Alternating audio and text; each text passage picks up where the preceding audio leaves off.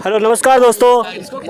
पूरी हिम्मत के साथ बोलेंगे, पूरी हिम्मत के साथ बोलेंगे, जो सही है वो बात बोलेंगे, साही वो हम कलम के बेटे हैं, कैसे हम दिन को रात बोलेंगे।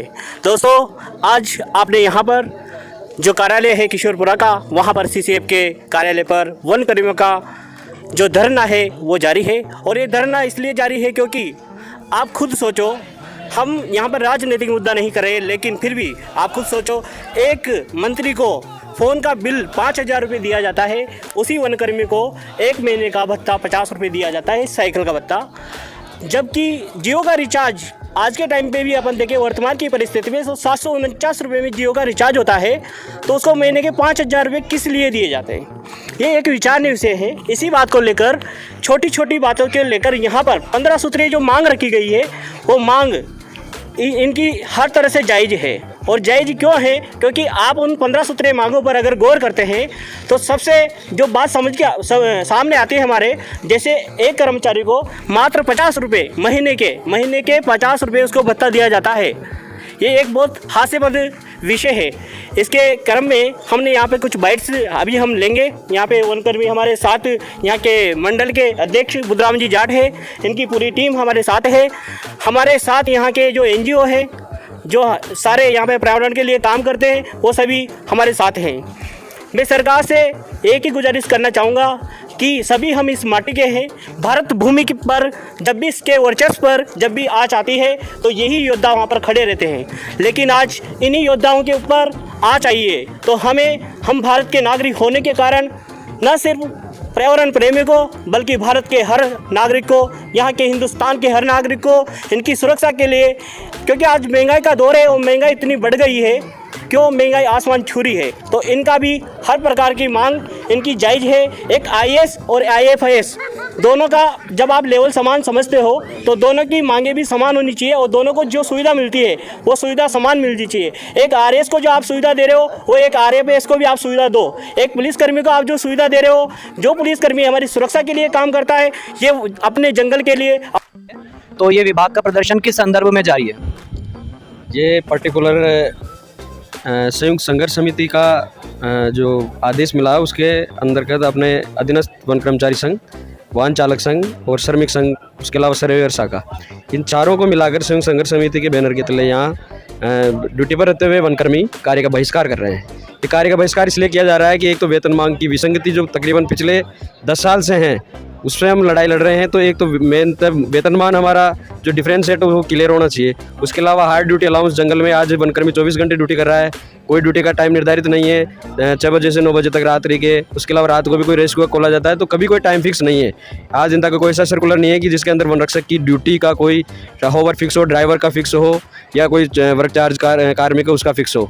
तो हार्ड ड्यूटी अलाउंस हमें कोई नहीं दिया जा रहा है। उसके अलावा वर्दी भत्ता तो पुलिस डिपार्टमेंट को, कांस्टेबल को भी 7,000 रुपये मिलता है वार्षिक, केवल हमें मात्र 1,600 रुपये दिया जा रहा है।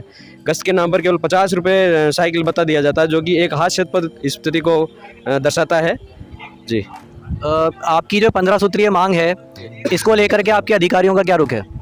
अधिकारी और विभाग हमारे समर्थन में खड़ा है। आज भी होप साहब ने संयुक्त संघर्ष समिति को मीटिंग के लिए बुलाया है, उनसे वार्ता करी है और इसके फलस्वरूप वन मंत्री महोदय द्वारा सीएम साहब को भी एक लेटर लिखा गया है, जिसमें सीएम साहब से ये निवेदन किया गया है कि वन कर्मचारियों की जो मांगे हैं वास्तव में वो जायज़ है और उन पर अमल किया जावे। वन कर्मचारियों की जो मांगे हैं उनको मांग पत्र में रखा जाए, बजट में ली जाए। अगले कुछ दिनों के अंदर बजट आने वाला है, 2 दिनों के अंदर आपकी क्या स्ट्रेटजी हो सकती है इस प्रदर्शन को लेकर के? संयुक्त संघर्ष समिति का शाम तक का कुछ डिसीजन लेने का विचार रख रही है। अभी वार्ता हुई है, शाम तक अगर कोई ऐसा सकारात्मक निर्णय नहीं होगा तो कल से कोई बड़ा रुख या आंदोलन की ओर मुड़ सकता है। जैसे अपने अभ्यारण्य को भी बंद किया जा सकता है, वन्य जो पार्क हैं, जो टूरिस्ट पैलेस हैं, उनको बंद किया जा सकता है। इसकी घोषणा संघर्ष समिति कर सकती है। अगर मान लीजिए कि बजट के अंदर आप लोगों के लिए कोई धनात्मक रवैया अपनाया नहीं जाता, तो क्या उसके बाद भी आप लोगों का ये प्रदर्शन जारी रहेगा या आप लोग अपनी ड्यूटीज़ पर लौट जाएंगे? ये तो मांगे साहब जायज़ है। अगर बजट तक की बात करते हैं तो बजट तक तो हमें पूरा 100% विश्वास है कि सरकार हमें कुछ देगी। अगर नहीं देती है तो भी डिमांडें तो कंटिन्यू चलती रहेगी। आज के दिन आप लोगों का जो यहाँ पर धरना चल रहा है, अनिश्चितकालीन धरना, इसमें आप लोगों ने किन किन लोगों को और अपने साथ में जोड़ा है और आगे भी आप किन को जोड़ने का इसमें प्रयास करेंगे? संयुक्त संघर्ष समिति ने 6 फरवरी से ड्यूटी पर रहते हुए कार्य बहिष्कार का आदेश दिया था, जो कि प्रत्येक डिवीजन में रेंज पर, नाका स्तर पर, डिवीजन स्तर पर, संभाग स्तर पर वनकर्मी ड्यूटी पर रहते हुए कार्य का बहिष्कार कर रहे हैं। कल हमारे द्वारा मुकुंदरा हिल्स और वन्यजीव मंडल डीएफओ कार्यालय पर दिया गया था धरना। सुभाष जी, आप ये बताइए कि आप टाइगर मॉनिटरिंग से रिलेटेड हैं मुकुंदरा हिल्स टाइगर रिजर्व के अंदर, और मीनवाइल आप यहाँ पर प्रदर्शन के अंदर हैं, तो क्या वहाँ टाइगर मॉनिटरिंग किस तरीके से प्रभावित हो रही होगी, क्या वहाँ पर इम्पैक्ट आ रहे होंगे? जी सर, मैं बताना चाहूँगा कि हमारे यहाँ पे 2 टाइगर है, MT4 और MT5। अभी रेगुलर MT4 की 1 साल होने वाला है और MT5 को भी लगभग 2-3 महीने होने वाले हैं। उनकी एक मिनट की मॉनिटरिंग चल रही है 3 दिन पहले से। लेकिन अभी जो ये हम धरना दे रहे हैं और यहाँ बैठे हुए हैं हमारी जायज़ मांगों को लेकर के, तो वहाँ क्या उन पर विपरीत प्रभाव पड़ेंगे ये हमें कुछ आइडिया नहीं है, क्योंकि टाइगर है तो हम हैं तो टाइगर है। जितना प्यार हम टाइगर साहब करने लगे हैं, क्योंकि इससे पहले रेगुलर मॉनिटरिंग होती नहीं थी, लेकिन अब जो रेगुलर मॉनिटरिंग होने लगी है तो चप्पे चप्पे का हमें पता है। हम टाइगर के पीछे पीछे होते हैं, वो हमारे आगे आगे होता है। लेकिन अब जब सरकार हमारी मांगों को नहीं सुन रही है, तो हमने भी थोड़ी दिन के लिए टाइगर से बोला है कि हमें भी हमारी मांगे मनवाने के लिए अब जयपुर भी कूच करना पड़े तो उसके लिए भी हम तैयार हैं। अकरम भाई, आप ये बताएं कि ये जो संघर्ष चल रहा है इसमें क्या वाहन चालक समिति भी इनके साथ में है, और अगर है तो क्यों है? आप लोगों की क्या क्या समस्या है जिसकी वजह से आप लोग इनका साथ दे रहे हैं? हमारी वाहन चालकों की समस्या, ये जो संयुक्त संघर्ष समिति है, इसमें 4 संगठन है। ये श्रमिक संघ है, ये अधीनस्थ कर्मचारी संघ है, और वाहन चालक संघ है, और सर्वियर संघ है। तो हमारी सभी की 15 सूत्री मांग है, तो इसमें जायज़ मांग है। 15 सूत्री मांग पत्र जो है वो बिल्कुल जायज़ मांग है। और वाहन चालकों की जो समस्या है वो ये समस्या है, एक तो पदोन्नति की है। आज दिन तक ड्राइवर के पद पर भर्ती होता है और उससे रिटायरमेंट हो जाता है। दूसरी समस्या ये है कि फॉरेस्ट डिपार्टमेंट या सरकार वाहन तो दे देती है, पर वाहन के साथ ड्राइवर की कोई व्यवस्था नहीं है। तो हमारी ये है कि जहाँ भी पूरे राजस्थान में जितने भी डिपार्टमेंट थे, वहाँ जो ड्राइवर के पद खाली है उन पे नियमानुसार रेगुलर भर्ती की जाए, और सरकारी जो वाहन है उनका राजकीय बीमा किया जाए।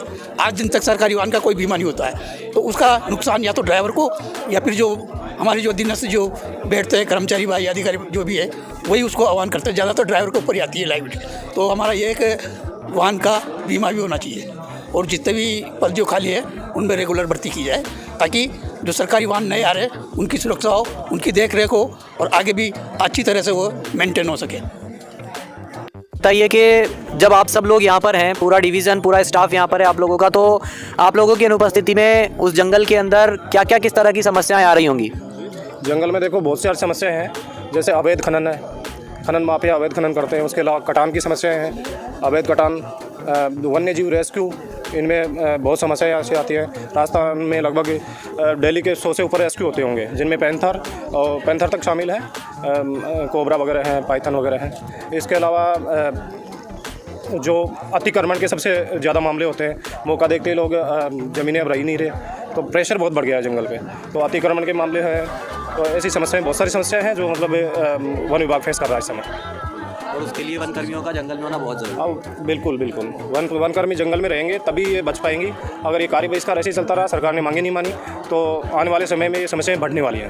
जिम्मेदार सरकारी आज जो ये आपका संयुक्त संघर्ष वन विभाग समिति है, इसमें आज आप लोगों की क्या क्या स्ट्रेटजी रही, और आपने किन किन लोगों को अपने साथ में जोड़ा है? हमने यहाँ के सभी जो लोकल्स NGO हैं, रेस्क्यू टीम हो गई, उनको जोड़ा है, और पर्यावरण प्रेमी को जोड़ा है।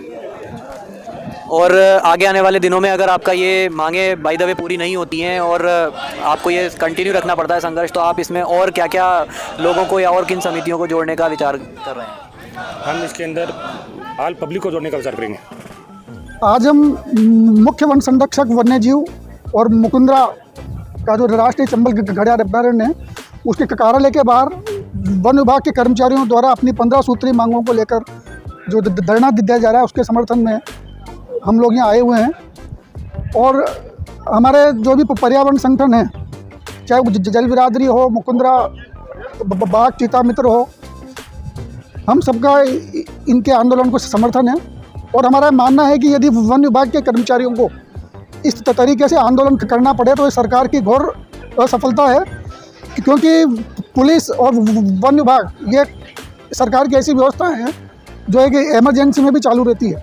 हमने देखा है कि चाहे किसी भी परिस्थिति हो, चाहे कोरोना काल हो या कोई भी घटना हो, पुलिस और वन विभाग को हमेशा मुस्तैद रहना पड़ता है, तभी वन्य जीवों की सुरक्षा होती है और वनों को बचाने का काम करता है। ये जो फ्रंट लाइन के वर्कर हैं, इनको हम सैल्यूट करते हैं, लेकिन एक सवाल सरकार से है कि जो वन बचाने का इतना महत्वपूर्ण काम कर रहे हैं, उनकी मांगों को सरकार को प्राथमिकता से सुनना चाहिए।